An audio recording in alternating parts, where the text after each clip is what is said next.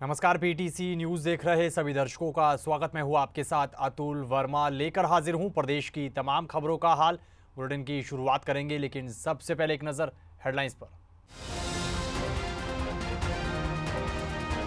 दिल्ली के सीएम अरविंद केजरीवाल ने किया बड़ा ऐलान, सीएम पद से इस्तीफे की पेशकश, कहा आज से 2 दिन बाद देने जा रहा हूं इस्तीफा। भाजपा उम्मीदवार अनिल विज ने सीएम पद को लेकर पेश की दावेदारी, कहा 6 बार का हूं विधायक, सीनियर होने के नाते पार्टी से मांग रहा हूं सीएम पद। अनिल विज के मुख्यमंत्री पद मांगने पर कांग्रेस उम्मीदवार अशोक अरोड़ा ने कसा तंज, कहा जिनसे मंत्री पद छीना गया वो आज सीएम बनने का देख रहे हैं सपना। सिरसा से कांग्रेस उम्मीदवार गोकुल सेतिया का बयान, कहा गोपाल कांडा से गठबंधन पर इनेलो को ही झेलना पड़ सकता है नुकसान। और विधानसभा चुनाव को लेकर प्रचार में जुटे जेजेपी उम्मीदवार दुष्यंत चौटाला का बयान, कहा जेजेपी एएसपी गठबंधन जल्द जारी करेगा अपना घोषणा पत्र।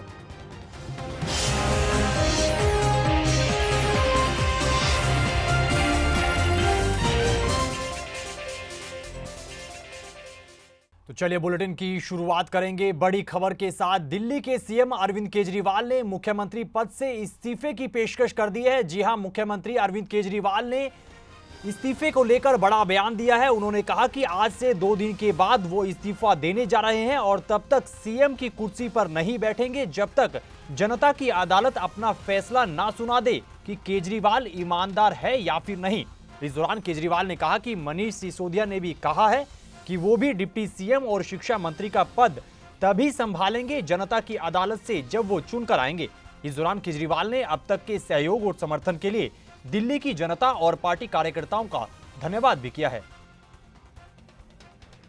ये लोग पूछते हैं कि केजरीवाल जब जेल में था इसने इस्तीफा क्यों दिया, क्यों नहीं दिया? जेल में से सीएम के पद से इस्तीफा क्यों नहीं दिया? मैंने इस्तीफा इसलिए नहीं दिया क्योंकि मैं देश के जनतंत्र को बचाना चाहता था।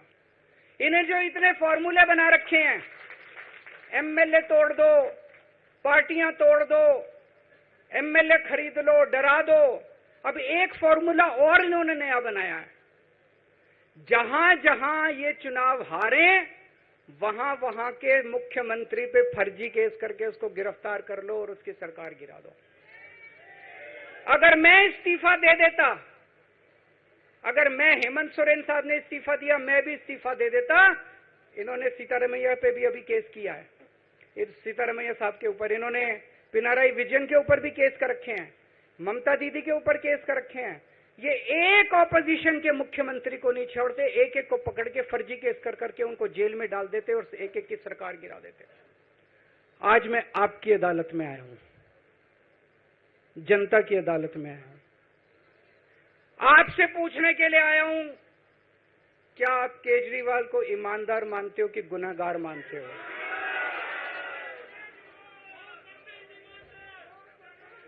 मैं दिल्ली की जनता से पूछना चाहता हूं, मैं देश की जनता से पूछना चाहता हूं कि क्या केजरीवाल ईमानदार है कि गुनहगार है?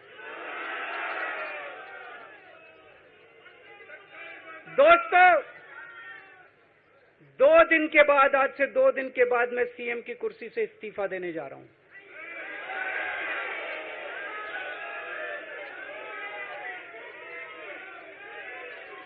और मैं तब तक सीएम की कुर्सी पे नहीं बैठूंगा जब तक जनता अपना फैसला ना सुना दे।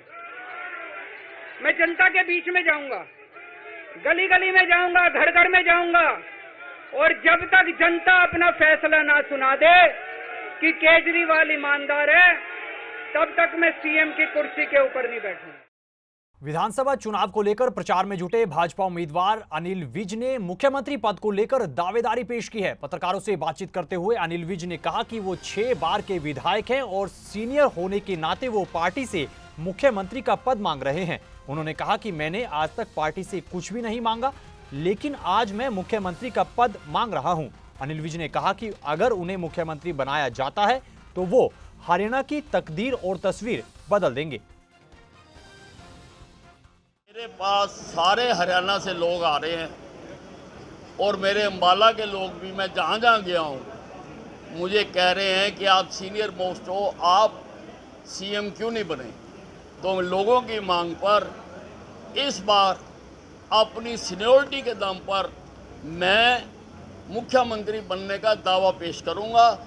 सरकार बनाती है, पार्टी बनाती है या नहीं बनाती, परंतु अगर बना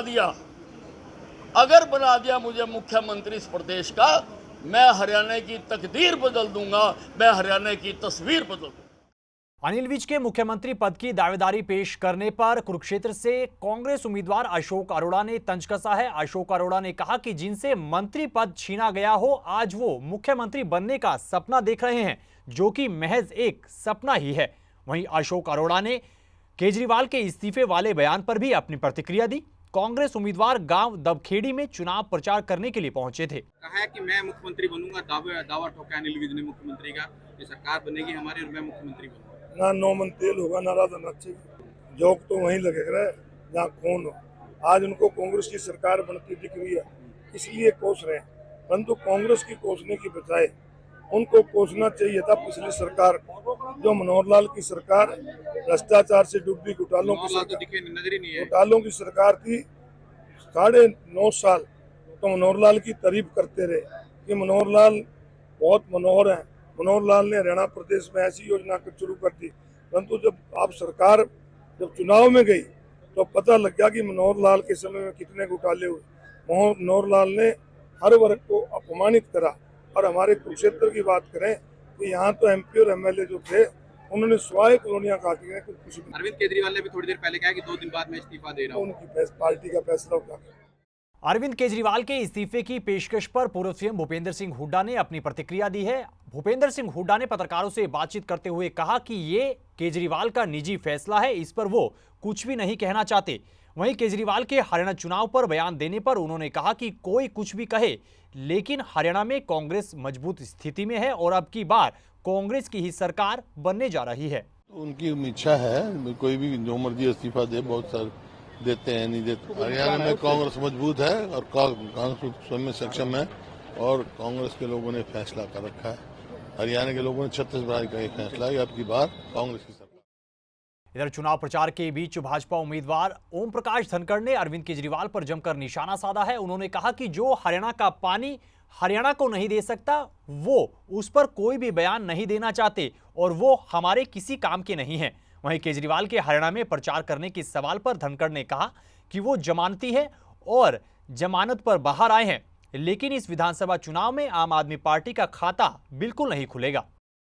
जमानत पर मैं क्या चर्चा करूं, जो जमानती लोगों पर क्या चर्चा करनी चाहिए, करें ही प्रचार। जमानत पे आए लोगों का क्या प्रचार होता है, लोग देखते हैं जमानती है, जमानत पर आया है, तो क्या प्रचार करेंगे। एक ही बात है, आप पार्टी का खाता हरियाणा में नहीं खुलेगा, जो हरियाणा के पानी का नहीं वो हमारे किसी काम का नहीं। बस सिंपल सी बात है। हरियाणवी आदमी पानी की बात को सबसे ज़्यादा समझता है। पानी के मुद्दे पर हरियाणा के लोगों ने सरकारें पलटी हैं, पलटी नहीं, इतनी ज़बरदस्त तरीके से पलटी है कि 85 सीटें आई थी पानी के आंदोलन पे। तो आप सोचते हो या खाता खुल जाएगा आप पार्टी का? अगर थोड़ी सी भी लाज संकोच अगर कुछ आप पार्टी में है तो SYL का काम शुरू करा के पंजाब में फिर यहाँ आना चाहिए। सिरसा विधानसभा सीट से कांग्रेस के उम्मीदवार गोकुल सेतिया ने अभय चौटाला को नसीहत दी है। पत्रकारों से बातचीत करते हुए गोकुल सेतिया ने सवाल पूछते हुए कहा कि जिस गोपाल कांडा ने किसानों की खिलाफत की, अभय चौटाला ने ऐसे लोगों के साथ गठबंधन क्यों किया है। गोकुल सेतिया ने कहा कि इस गठबंधन से इनेलो को ही नुकसान झेलना पड़ सकता है। आपको बता दें कि 2019 के विधानसभा चुनाव में सिरसा सीट से गोकुल सेतिया ने आजाद उम्मीदवार के तौर पर गोपाल कांडा के सामने चुनाव लड़ा था, जिसे अभय चौटाला ने अपना समर्थन दिया था।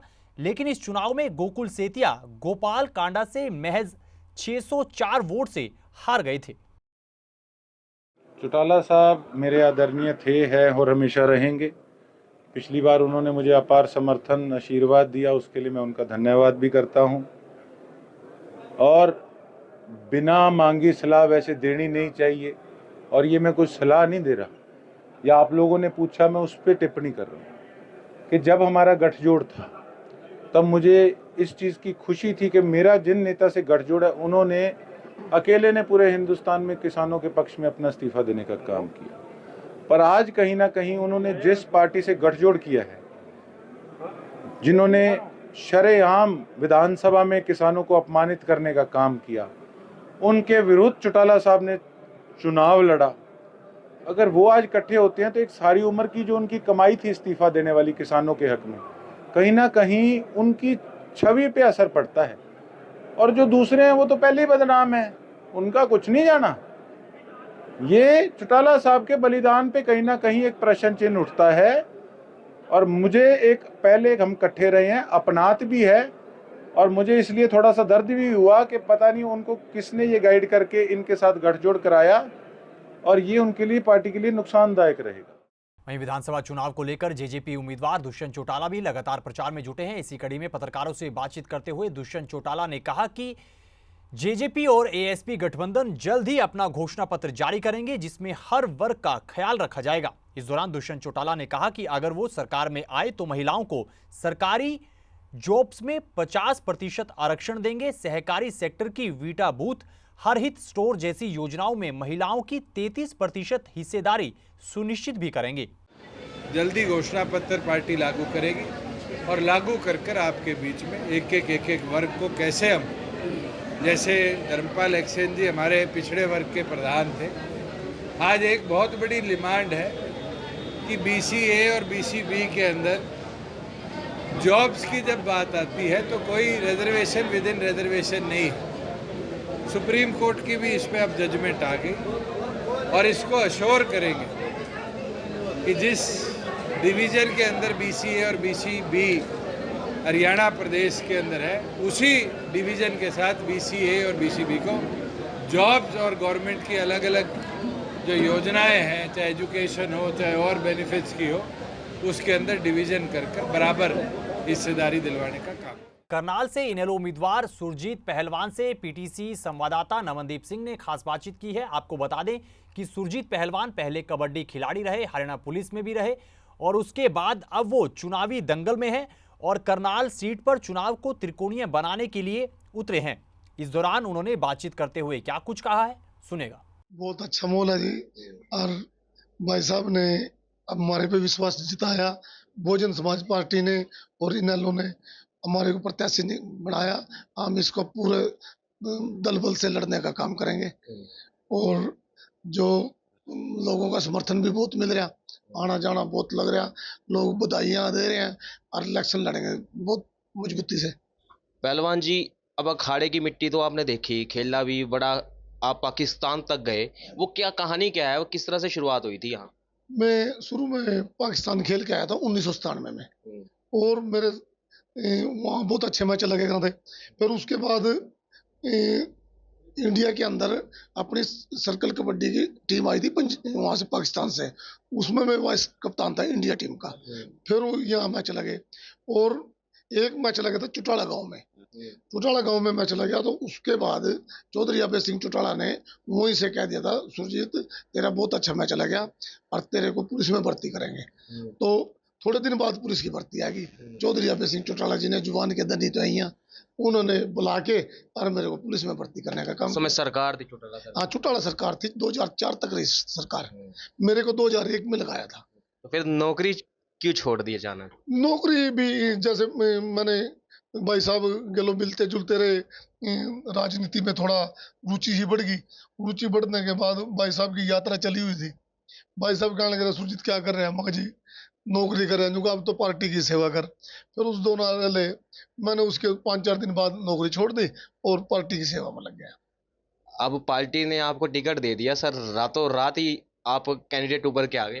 देखो, चौधरी अभय सिंह चौटाला एक जुबान के धनी है।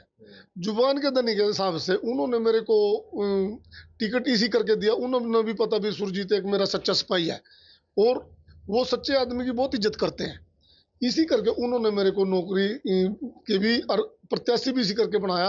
उन्होंने पता भी सुरजीत का शहर में अच्छा ठीक है बोला वाला, तो अपने इनमें भाइयों के लिए मेरा प्यार है, मेरा 36 बरादरी के साथ प्यार है। लेकिन मुद्दे क्या रहेंगे, क्योंकि आप चलो पहलवान है सर, आपने कई खिलाड़ी चित्त भी किए होंगे, लेकिन मैदान में तो आपको पता है राजनीतिक मैदान है, राजनीतिक चुनाव है, किस तरह का माहौल रहेगा, इनको कैसे चित्त करने का दम रखते हैं? मुद्दे तो जी सारे मुद्दे हैं जी। देखो, सड़कें हैं जो रामनगर के अंदर है, चौधरी अभय सिंह चौधरी ओम प्रकाश चौटाला के टाइम में बनी है, वो आज तक मरम्मत नहीं हुई। ये देखने की बात है। हम इन धरातल पे हमने पता है, हम जिम्मेदार भी लोग हैं, हम सबको जानते हैं। उधर की सड़कें बनाने का काम करेंगे। जैसे आप उरी बैठे हैं, मुगल कनाल है, ये 7 महीने से इसमें जो लोग बिजनेस करते हैं, दुकानों का किराया कहाँ से देंगे ये लोग? इन पे काम नहीं होता, ये सड़कें पूरी नहीं होती। अगर इन सड़कों को टाइम टू टाइम बनाया जाए तो ये लोग इनको वोट देंगे।